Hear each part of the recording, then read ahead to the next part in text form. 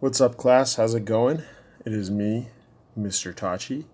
I am here inside of your cell phone, your computer, your device, whatever you're using, and I'm going to present to you guys a extended topic of our current topic, which is work, energy, and power. So we're going to be talking about power today.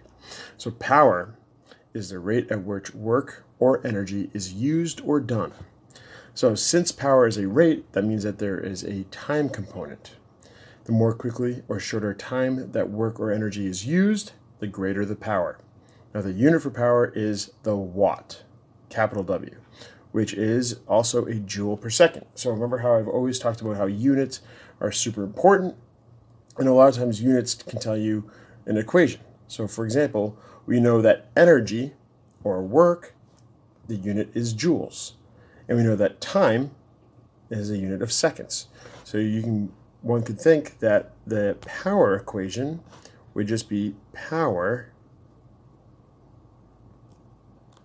would equal to work divided by time. Or power could equal to energy divided by time.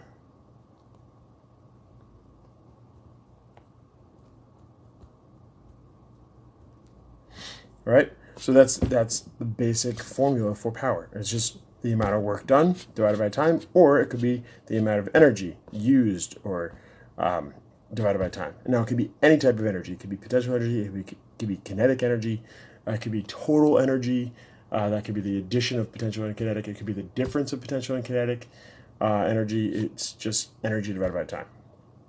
All right, so let's look at in deeper about these equations. All right. Power is represented by the symbol P. All right. All right. So P is our symbol for power. And like I said, it is work divided by time. Right? Now, what's the equation for work? All right. Hopefully you were thinking force times distance divided by time. So we know that power equals work over time, and that's going to equal to force times distance over time. Now, think about an equation for what's distance over time. Distance over time is what? Take a moment, think about it. All right, process it. Distance over time. Again, units are important. Unit for distance, meters. Unit for time, seconds. That yields that distance over time means velocity. So another equation for power could just simply be force times velocity, like that.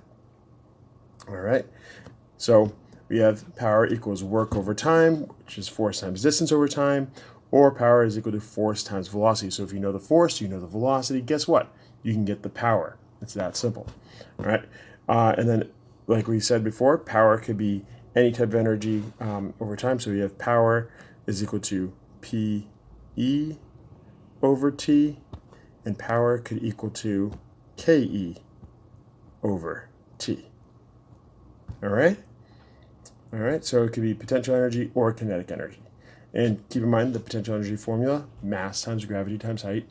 Kinetic energy formula, mass times velocity squared over 2. Right, so keep those formulas in mind when you're thinking about power. All righty? Let's do an example. All right?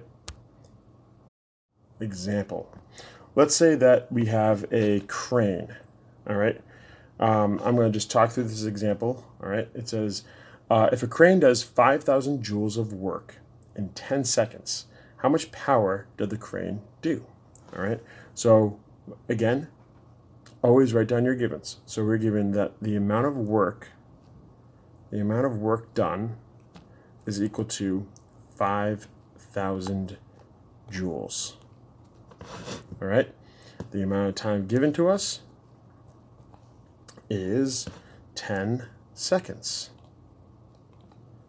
10 seconds. Power is question mark.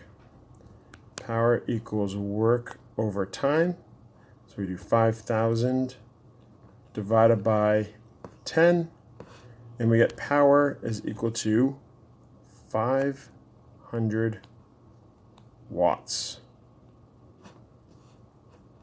That's weird, it just changed to black randomly. I did not do that. All right, and that is our example.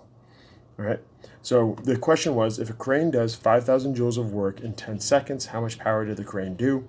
And you can just simply solve for power by doing 5,000 divided by 10. All right, because that's the amount of work done.